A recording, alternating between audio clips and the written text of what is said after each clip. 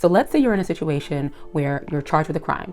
Obviously, this is not where you saw yourself being, but here you are charged with a crime and you're in court and the prosecutor offers you a plea deal that is really, really bad. And so what you do is you decide that you want to reject the plea offer and you decide that you want to go to trial. And now you have to decide, what kind of trial are you going to choose? What happens when you go to trial? Do you want a jury trial? Do you want a bench trial or a non-jury trial instead? And so what I'm going to do is explain the difference between a non-jury trial and a jury trial. But specifically today, I'm going to focus in on the non-jury trials and explain the entire process from start to finish on what it takes to go through an entire non-jury trial in front of a judge. Okay, so the first thing that you need to know is the difference between a jury trial and a non-jury trial. So a jury trial is essentially a trial that is decided by a jury. And so a non-jury trial is often called a bench trial. They mean the exact same thing. And the reason why it's called a bench trial, that's probably the proper name, is because it is decided by a judge that sits on the bench. All right, so I'm going to explain the process of what a non-jury trial or what a bench trial even entails. Okay, so the first thing that happens in any trial is pretrial motions. And so if a defense attorney files a pretrial motion that requires some type of testimony, the judge will decide pretrial motions. So for example, if your attorney files a motion to suppress evidence, then this is going to require like a police officer to testify, and it's going to require some type of hearing where there's actual testimony from a witness. Now this happens before trial because the outcome of those pretrial motions could decide whether or not the trial actually moves forward. So for instance, if you made statements and the statements were obtained illegally, then the prosecution would have to put on witnesses that could say that your statements were actually obtained legally, or that they read you your Miranda rights, or however the statements were obtained, that they were obtained legally. And the prosecutor would have to prove that before trial, because if the statements came into the evidence at trial, then everyone needs to know that, right? You as the person who's charged, you need to know if your statements are going to come in for purposes of trial, and the prosecutor would need to know if they are permitted to introduce evidence of your statements. So any pretrial issues, like I said, motions to suppress evidence, there may be a motion in limine, which is a motion to exclude certain evidence or exclude certain testimony or statements or otherwise. So various pretrial motions can decide the evidence that happens or that is introduced in a case. And so that's the first thing that happens, pretrial motions and any pretrial arguments. Now, after that happens, then there are opening statements. So the second thing is that the trial basically starts. And usually, because the prosecutor has the burden of proof, the prosecutor would go first and then the defense attorney would go next. And essentially, a burden of proof means that the prosecutor has the responsibility of proving that something went wrong, that someone is guilty of a crime. And so that's why the prosecutor goes first when it comes to opening statement. Now, the third thing that happens is the government puts on their case in chief. And so the third thing that happens during the government's case in chief is that the government puts on witnesses. Now, each witness will be cross-examined or subject to cross-examination. So if you have a defense attorney, your defense attorney will be cross-examining all of those witnesses that the prosecutor puts on the stand to testify.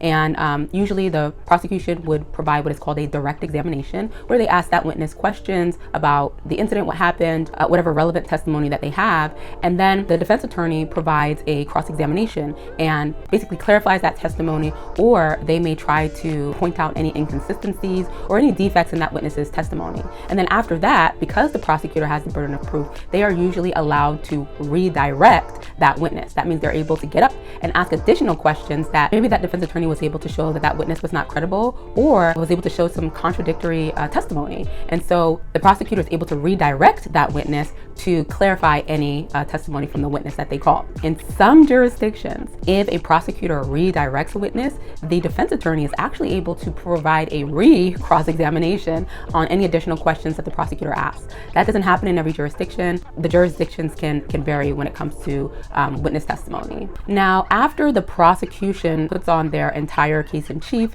then they typically will rest, right? And so after they rest, they're basically telling the judge, hey, we don't have any more witnesses to call. Now, we'd like to turn over the case to the defense. And so the fourth thing that happens is a good defense attorney will make an oral motion, a verbal motion in court, a motion for judgment of acquittal, basically saying that based upon the prosecutor's evidence and testimony alone that there just isn't enough evidence here to even move forward for the decision to be submitted to a fact finder. It could be a judge or a jury. Here, in this case, it's a non-jury trial. The defense attorney would essentially be arguing that the prosecutor just hasn't even brought enough evidence that is even relevant to every element of the charges. When a defense attorney makes a motion for judgment of acquittal, they're saying even at the very bare minimum, the prosecutor hasn't even brought forward enough evidence. Now that standard is usually a low standard, but ultimately the judge can say, you know what, I'm acquitting this person right now because the prosecutor doesn't have enough evidence here. Now understand, a motion for judgment of acquittal just simply means that the prosecutor hasn't brought enough evidence towards each element of the charges. It's not a decision of like proof beyond a reasonable doubt. So the standard is very, very low, the very low threshold that the prosecutor has to meet here. And usually a judge will deny the motion for judgment of acquittal just because most prosecutors are able to provide at least just the basic evidence to meet that threshold. So that's the fourth thing that happens. Your defense attorney will make a verbal oral motion for judgment of acquittal. Then the next thing that happens is the defense case in chief.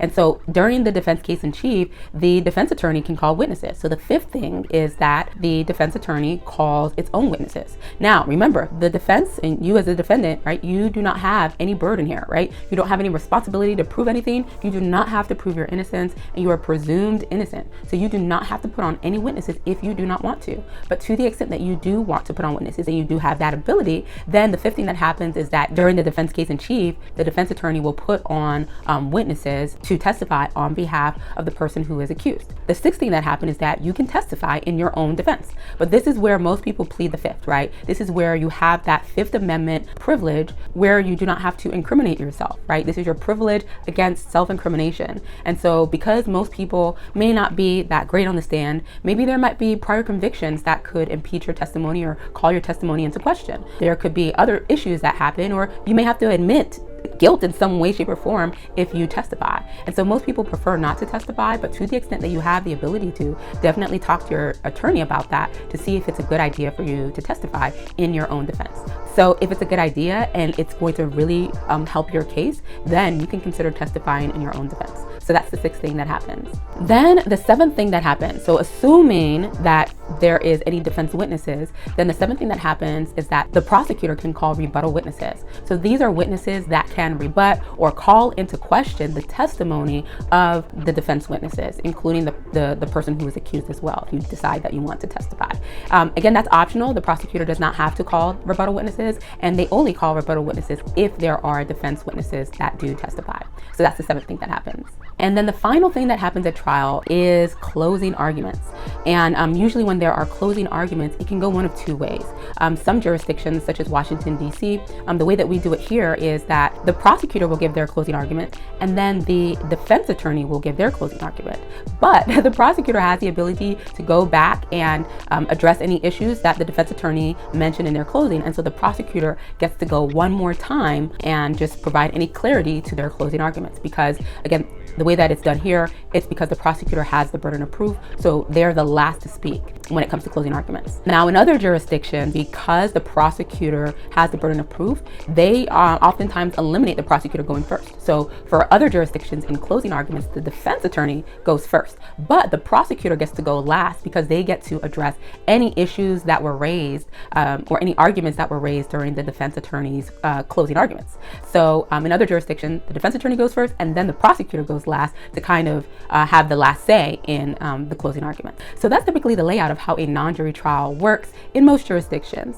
Now, if you want to know how a jury trial works, a little bit more complicated, but stick around. I will explain to you the process of an entire jury trial. So if you found that information helpful, I would appreciate it if you liked and followed for more. And if you have any questions, feel free to comment them down below. I'm always happy to answer you. Or you can message me on my website, mydclaw.com, and I'm always happy to chat with you further. As always, stay safe. Take care.